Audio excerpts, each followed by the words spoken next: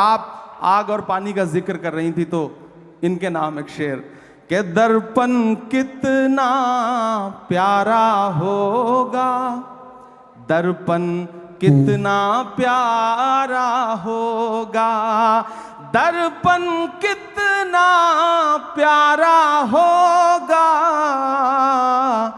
जिसमें अक्स तुम्हारा होगा, जिसमें अक्स तुम्हारा होगा। और इस दौर की जो सच्चाई है कि एक अकेला क्या कर लेता, एक अकेला क्या कर लेता, एक अकेला क्या कर लेता, भीड़ ने घेर के मारा होगा, पहला नाम हमारा होगा। और सियासत में होकर भी हुक्मरानों के नाम ये शेर कि जब तारीख लिखी जाएगी, जब इतिहास लिखा जाएगा, जब तारीख लिखी जाएगी, कैसा हश्र तुम्हारा होगा, इंकलाब का नारा होगा। मैं आपके लिए आप सुनिए, नहीं, मैं आपकी कविता बाद में सुनूं। का वृक्ष नहीं जिसको नदियों ने सींचा है, बंजर माटी में पलकर मैंने मृत्यु से जीवन खींचा है। वाह। तो दोस्तों, आज हम सुनेंगे इमरान प्रतापगढ़ी सर को। आज तक के मंच पर जो उन्होंने सुर्खियां बटोरी हैं, गोदी मीडिया की धज्जियां उड़ा दी। आइए पहले पूरा वीडियो देखते हैं। आप लोगों ने आग और पानी को एक साथ देखा है? आग और पानी आपको एक साथ दिखाई देंगे? ये एक्चुअली फैसला नहीं कर पा रहे हैं कि आग कौन है और पानी कौन है। ये आप पर छोड़ते हैं। कोई पेशा आप छोड़ेंगे किसी के लिए? कर क्या रहे जीवन में आप? पत्रकारिता की पढ़ाई की, लेकिन छोड़ दिया, पेशा नहीं बनाया उसको। करते तो वो भी अच्छा करते। क्या बात बोली। शायरी जब मैं कर रहा था तो सियासत को लेकर के शायरी हमेशा जो है वो एक अलग रुख रखती है और बहुत अच्छा नहीं मानती है। मैं तो जिन शायरों को सुन रहा था, बुद्धसेन शर्मा जी को, वो शेर लिख रहे थे कि दिए बुझाती आंधी को भड़काती है, दिए बुझाती शोलों को भड़काती है, आंधी को भी दुनियादारी आती है, यार सियासत की गलियों में मत जाना, नागन अपने बच्चों को खा जाती है। क्या बात है। तो मैं तो ये शेर सुन रहा था, लेकिन फिर लगा कि जब एक ऐसा वक्त आया कि सब कुछ सियासत ही तय कर रही हो, कलम को भी सियासत ही तय कर रही हो कि कितना लिखना है, कितना बोलना है, जब पत्रकारों के नाम एक साथ जो है वो फ्रेम करके दुनिया के सामने रखे जा रहे हो कि कवर करने वाले लोगों के नाम ये हैं, उनका भी जात, उनकी भी मजहब तय किया जा रहा हो, तो मुझे लगा कि नहीं, चलते हैं सियासत की दुनिया में, देखते हैं क्या कर सकते हैं। तो मुझे लगता है ठीक ही कर रहा हूँ यहाँ भी। तो अब शायर कितना बचा है और कितना सियासतदां हो गए हैं इमरान प्रतापगढ़ी? पूरा पूरा मैं कोशिश कर रहा हूँ कि शायर और सियासतदां कितना हो जाएं, उससे ज्यादा जरूरी है कि मेरे अंदर का इंसान कितना बचा हुआ है। बहुत बढ़िया। मैं उसको बचाने की पूरी कोशिश कर रहा हूँ। और संवेदना के स्तर पर मुझे लगता है कि मैं कभी तन्हाई में बैठता हूँ तो खुद से आंख मिलाता हूँ, तो मुझे लगता है कि यार ठीक है, अभी उतना खराब नहीं हुआ हूँ और कोशिश करूंगा कि कभी उतना खराब ना हो, ये अवाम से भी वादा करता हूँ। जब तक शायर आईना में देखने के लायक रहे तब तक वो रहता है शायर, इसलिए आपके अंदर शायर तो जिंदा है। शायर समाज का आईना होता है। 33 रैलियां आपने की है महाराष्ट्र में? हाँ, 33 महाराष्ट्र में 33 प्रेस कॉन्फ्रेंसेस की, रोड शो किए, झारखंड में 11 रैलियां की। झारखंड 13? झारखंड 11 जी।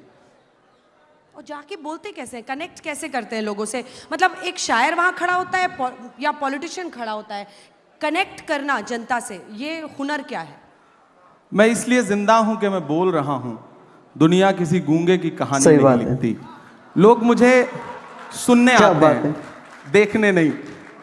फिल्म स्टार्स आते हैं किसी पॉलिटिकल प्रोग्राम में तो लोग उनको देखने आते हैं, उनके डायलॉग सुनना है उनको।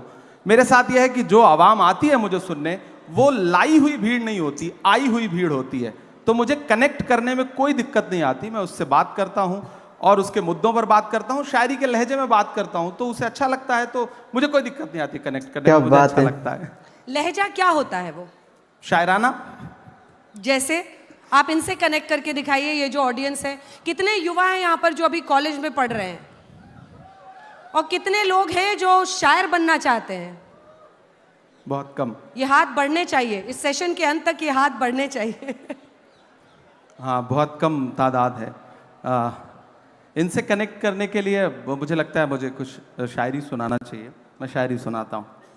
आग और पानी का जिक्र कर रही थी तो इनके नाम एक शेर के दर्पण कितना प्यारा होगा, दर्पण कितना प्यारा होगा, दर्पण कितना प्यारा होगा,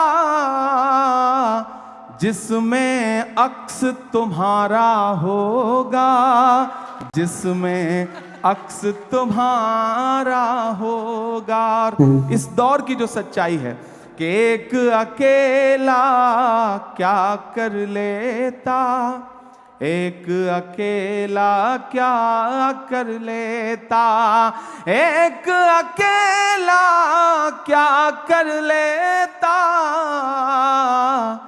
भीड़ ने घेर के मारा होगा, पहला नाम हमारा होगा। और सियासत में होकर भी हुक्मरानों के नाम ये शेर कि जब तारीख लिखी जाएगी, जब इतिहास लिखा जाएगा, जब तारीख लिखी जाएगी, कैसा हश्र तुम्हारा होगा, इंकलाब का नारा होगा। क्या बात है, शुक्रिया। अब हमें समझ में आ गया कि चाहे आप आग हैं या पानी हैं, आप पानी या आग से कनेक्ट कैसे बना लेते हैं।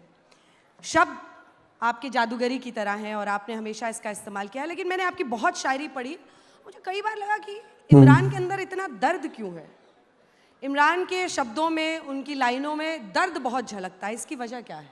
एक्चुअली जिस दौर में मैं बड़ा हो रहा था, मैं हिंदी साहित्य का विद्यार्थी रहा इलाहाबाद विश्वविद्यालय में, जिस दौर में मैं बड़ा हो रहा था, समाज की घटनाएं मुझ पर प्रभाव डाल रही थी, उस समय सिस्टम एक अलग तरीके से व्यवहार कर रहा था। और ख़ासतौर से मैं जिस समाज से आता हूँ, उस समाज के दर्द को ज़्यादा जल्दी महसूस करता हूँ क्योंकि मैं उसके बीच में रहता हूँ।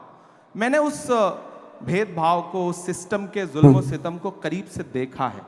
और शायर हूँ तो जाहिर सी बात है कि दर्द तो है दिल में। कोशिश करता हूँ, जुल्म के दौर की तारीख रकम करते हैं, इतना आसान नहीं ये काम जो हम करते हैं, काट देते हैं सदा हाथ हमारे जालिम और हम फिर उन कटे हाथों को अलम करते हैं। क्या बात है। तो हम कोशिश कर रहे थे कि उस दर्द को महसूस करें, और मीडिया जब उस दर्द को, उस जुल्म और सितम को अपना हिस्सा नहीं बना रही थी, तो मेरी कोशिश थी कि मेरे पास जो प्लेटफॉर्म है, उस प्लेटफॉर्म का इस्तेमाल उस जुल्म सितम का को गाने के लिए करूं। और मुझे लगता है कि मैं कामयाब रहा बहुत हद तक, और मैंने अपनी बात दुनिया के सामने रखी। मत समझना कि मैं गीत गाता रहा, मैं तो जख्मों का मातम मनाता रहा, ये समझ करके जालिम पिघल जाएगा, मैं तरन्नुम में मातम मनाता रहा। तो मैं मातम मनाता था, लोग उसको सुनते थे, पसंद करते थे। क्या बात है। मैं जुल्म पर मातम मना रहा था, लोग सुनते गए, उसको पसंद कर। ये जुल्म हो किस पर रहा है? समाज में हाशिए पर मौजूद हर इंसान पर, वो हिंदू भी है, मुसलमान भी है, सिख भी है, ईसाई भी है, और सिस्टम कर रहा है, इसमें कोई दो राय नहीं, आज भी कर रहा है। और उससे एक बहुत लंबी लड़ाई लड़ने की जरूरत है। और सबसे बड़ी जिम्मेदारी है कलमकारों की। कलमकार जो है वो सत्ता का अस्थाई विपक्ष है। हमारी जिम्मेदारी है कि जब मैं शायर बन के बोलूं तो फिर हाकिम से आंख मिला के बात करनी है, वो कोई भी हो, वो हमारा अपना हाकिम क्यों ना हो, तब मैं उससे भी आंख मिला करके बात करके बोलूंगा। जब मैं 2010, 2011, 2012, 14 में शेर लिख रहा था, नज़में लिख रहा था, जो नज़्म मेरे इंट्रोडक्शन में उन्होंने सुनाई कि माँ हम भी तेरे बेटे हैं, वो मैंने 2011 में लिखी थी। मैंने मदरसे की नज़्म 2012 में लिखी। उसके बाद हालात जैसे जैसे बदलते गए, मैंने कोशिश की कि मैं अपने कलम के साथ इंसाफ करता रहूं। सिस्टम जुल्म करता है, इन दिनों थोड़ा बढ़ गया है, आप लोगों ने दिखाना कम कर दिया है, तो हमें और जोर से बावाज़े बुलंद बोलना पड़ता है, बस इतनी सी बात है। लेकिन चूंकि आपने ये चर्चा छेड़ी है, तो आप क्या दोहरा जीवन जी रहे हैं? क्या इमरान को, खुद एक शायर को, एक पार्टी का गुलाम बनना पड़ा ताकि उनकी आवाज मैग्नीफाई हो। अंजना कई जी। शायर ऐसे हैं जो आज भी ये मानते हैं कि हमें पार्टी और सियासत से कुछ नहीं लेना देना, और अंजना उनकी जी, कलम में क्या अंजना कम जी, ताकत है। पहले तो आपके सवाल में जो शब्द है, आप आज तक में नौकरी कर रही हैं तो आज तक की गुलाम थोड़े ही है। मैं एक पार्टी के साथ काम कर रहा हूं, हम किसी संस्थान के साथ काम करते हैं, संस्थान हमें सम्मान देता है, हम संस्थान की विचारधारा के साथ सहमत होते हैं, तब तक साथ चलते हैं। जिस दिन हमें लगेगा कि संस्थान हमारी विचारधारा से सहमत नहीं है, हमारी शर्तों को नहीं मान रहा है, उस दिन ये हो सकता है मेरा अपना जो उसूल है कि मैं पार्टी तो नहीं बदलूंगा, सही बात है। राजनीति छोड़ दूंगा।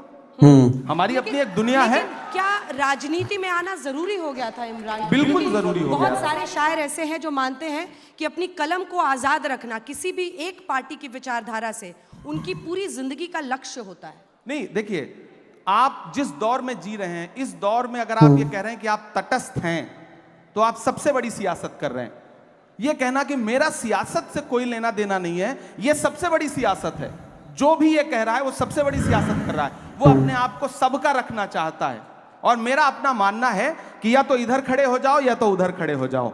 आज का दौर ऐसा है कि आप सिर्फ जुल्म को बुरा मत कहो, जालिम को बुरा मत कहो, जो अच्छा है उसका साथ भी दो। हम सिर्फ फेसबुक पर, ट्विटर पर, इंस्टा पे पोस्ट कर देते हैं, ये मामला हुआ, ये बड़ा गलत हुआ। जिसके साथ गलत हुआ उसके साथ खड़ा कौन होगा? अगर सारे लोग एक सोशल मीडिया पे पोस्ट करके अपनी जिम्मेदारी से अलग हट जाएंगे तो मुझे लगता है कि साथ देने वालों की कमी आ गई। पहले होता था, बड़े बड़े प्रोटेस्ट होते थे, आंदोलन होते थे, हुकूमतें झुकती थीं। अब क्या है कि हमने फेसबुक पे एक पोस्ट लिख दिया, ट्विटर पे एक ट्वीट कर दिया, हमें लगता है हमने अपनी जिम्मेदारी पूरी कर ली। नहीं, हमें सड़क पर भी उनका साथ देना है। और अगर मैं संसद में भी गया हूं तो मैंने सबसे पहले यूनिवर्सिटी के बच्चों की फीस वृद्धि के खिलाफ संसद में जो पहली स्पीच की मैंने वो वहां पे की। मैं वहां पर हिंदू मुसलमान बन के नहीं गया, मैं वहां एक युवा बन के गया हूं, और मैं लगातार जिस पर भी जुल्म हो रहा है उसके खिलाफ बोल रहा हूं। एक पुरानी आपकी शायरी है जो लोग बहुत वायरल कर रहे हैं। आपका हुक्म है। मैं सुन नहीं पाए बेजुबानी को, आप समझे नहीं कहानी को, सुन नहीं पाए बेजुबानी को, आप समझे नहीं कहानी को। ये जो आतिश परस्त फिरका है, आप आग और पानी की बात कर रही थी, ये जो आतिश परस्त फिरका है, बद्दुआ दे रहा है पानी को, आप समझे नहीं कहानी को, और ढूंढ लेती है।